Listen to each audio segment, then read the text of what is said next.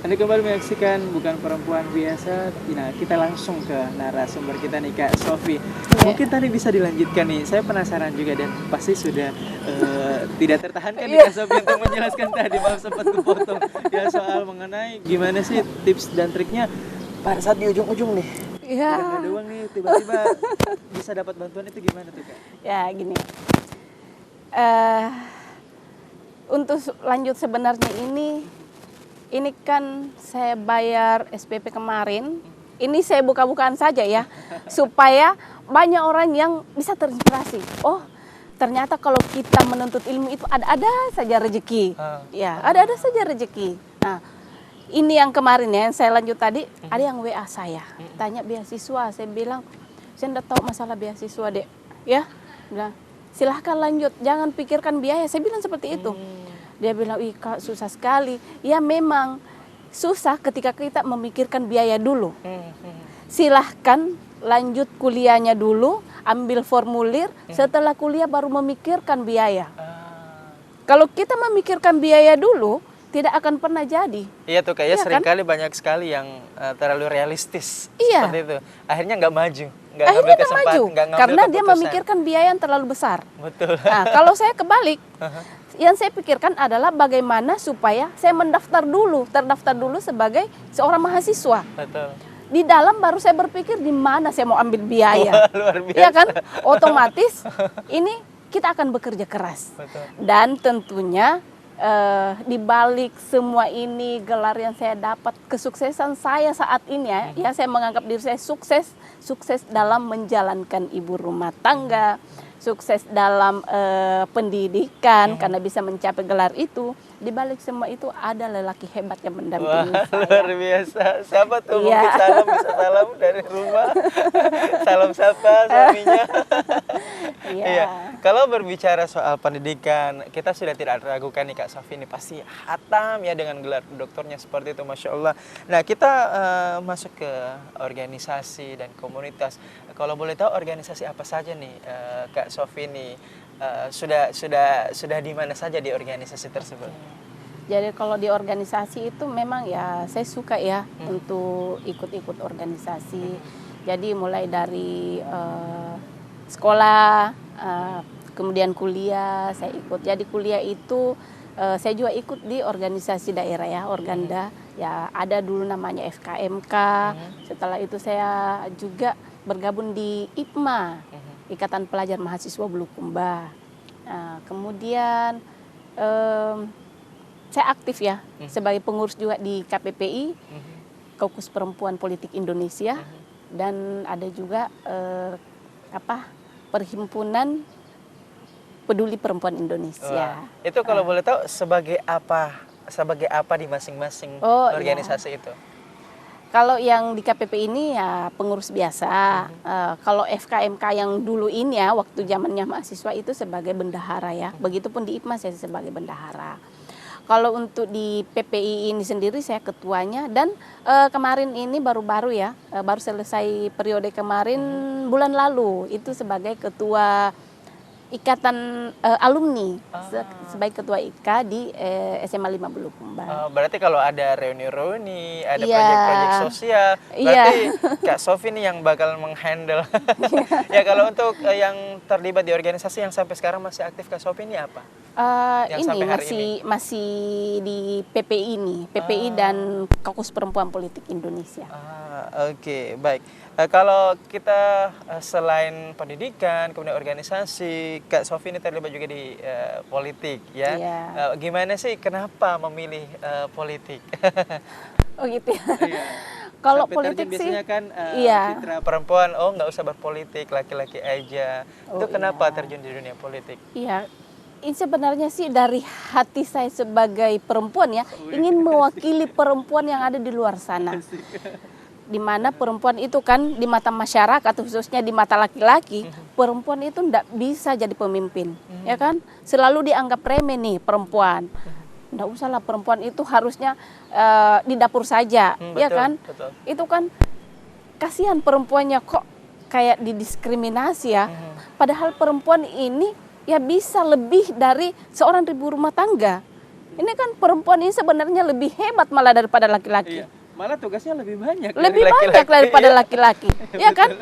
Selama kita tidak mengabaikan tugas utama kita sebagai ibu rumah tangga. Iya. Nah, Kalau gitu kita akan lanjutkan lagi obrolan ini semakin menarik ya, semakin terulik seperti itu. Seperti apa Kak Sofi ini sebetulnya dalam kehidupan sehari-hari. Ya pemirsa setia bukan perempuan biasa, kita akan kembali usai jeda berikut ini. Stay tune.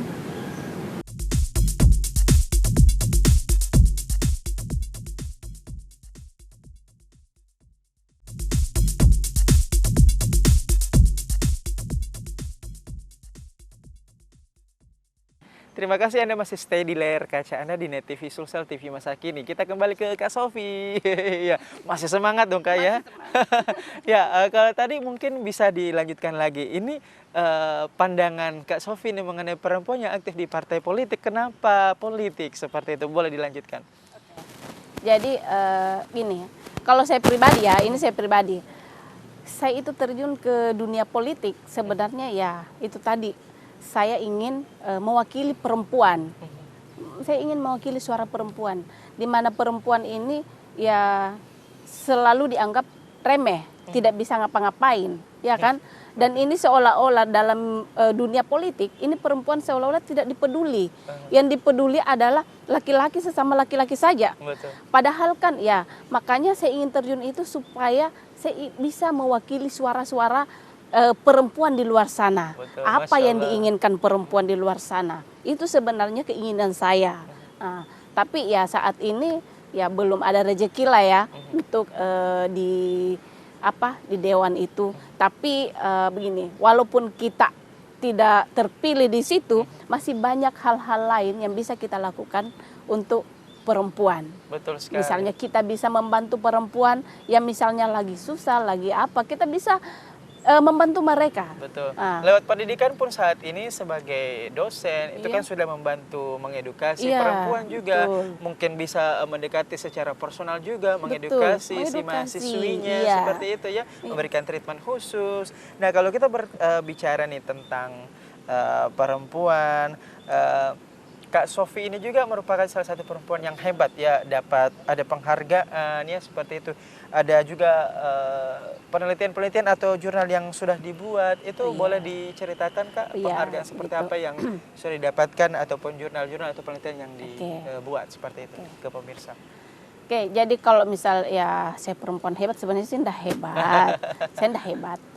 Saya sih ya perempuan yang biasa-biasa saja. Cuma tapi dari itu sudut pandangnya orang ya, dari segi mana dia mengatakan bahwa ini hebat, ini tidak. Nah, kalau saya sih biasa-biasa saja. Nah, kalau masalah jurnal, itu banyak jurnal penelitian, itu kan memang wajib ya bagi seorang dosen untuk selalu menerbitkan jurnal. Untuk harus meneliti yang kemudian itu diterbitkan menjadi jurnal. Karena seorang dosen ini kan ya harus menjalankan 3 tridharma perguruan tinggi. Pengajaran, penelitian, dan PKM, pengabdian kepada masyarakat. Nah, inilah yang saya terbitkan. Kalau masalah penghargaan ini yang saya dapat itu sebenarnya ini sudah 2 tahun berturut-turut ya. Pada saat wisuda itu, wisuda mahasiswa tahun lalu itu saya dapat lagi penghargaan itu dari bagian dari pengajaran dan PKM. Nah, di mana pada saat saya mengurus ya, jabatan fungsional. Ini kan susah juga ketika kita mengurus jabatan fungsional karena banyak berkas yang harus kita siapkan. Kita harus ada penelitian, harus ada jurnal. Nah, itu penghargaan yang pertama yang tahun lalu. Kalau yang tahun ini adalah penghargaan karena saya bisa mencapai gelar S3. Wah. Jadi itu penghargaannya di dunia pendidikan. Itu di dunia pendidikan. Itu penghargaannya. Dan saya target tahun depan insya Allah akan dapat lagi deh. Amin. Kalau boleh tahu jurnal atau penelitiannya apa saja boleh disebutkan? Ya, jurnal penelitian kemarin itu ada tentang, aduh saya lupa itu, saya lupa apa saja judulnya. Ya mungkin karena ini aktivitas yang sangat hektik, Ya. ya mobilitas yang sangat tinggi, jadi istilahnya memang artinya penelitian-penelitian itu memang butuh proses yang panjang seperti itu ya, Kak. Tapi memang istilahnya tidak gampang ya untuk membuat jurnal seperti itu. Ya, tidak karena gampang. kita harus meneliti dulu Betul, kan. butuh Setelah pengorbanan. meneliti, ya kita buatlah jurnal, kita terbitkan. Kalau jurnal yang terakhir ini yang saya terbitkan itu jurnal internasional, itu dari disertasi saya. Karena itu juga adalah salah satu persyaratan untuk bisa promosi. Luar biasa. kemarin. Kalau untuk pembagian waktu nih Kak, kan kita percaya dari tadi obrolan kita bahwa Kak Sofi ini mobilitasnya sangat tinggi, jadi ibu rumah tangga, kemudian terjun di politik, kemudian sebagai dosen juga dan aktivitas lainnya sebagai makhluk sosial. Ini gimana cara bagi waktunya? Ya gini, kalau masalah bagi waktu itu kan sudah ada komitmen dengan suami saya ya, dengan suami saya, dan dia juga selalu mensupport apa yang saya lakukan. Betul. Selagi kegiatan ini bernilai positif, dia selalu mensupport. Ya, untuk anak-anak misalnya, ketika saya mau berangkat ke kampus, ya saya siapkan dulu makanannya. Untuk suami saya bikin kopi apa, saya siapkan semua. Kemudian saya ke kampus. Di kampus pun saya masih sering menelpon untuk anak-anak. Bagaimana nak, semua aman? Sudah makan siang? Kalau misalnya saya berangkat pagi, saya kontrol terus. Sudah makan nak? Atau begini, itu kan sudah disiapkan semua. Ketika saya sibuk di luar sana, ada waktu-waktu tertentu juga untuk anak. Baik, kita akan break, tahan dulu. Ya pemirsa setia NET TV Sulsel bukan perempuan biasa, kita akan kembali usai jeda berikut ini. Stay tune.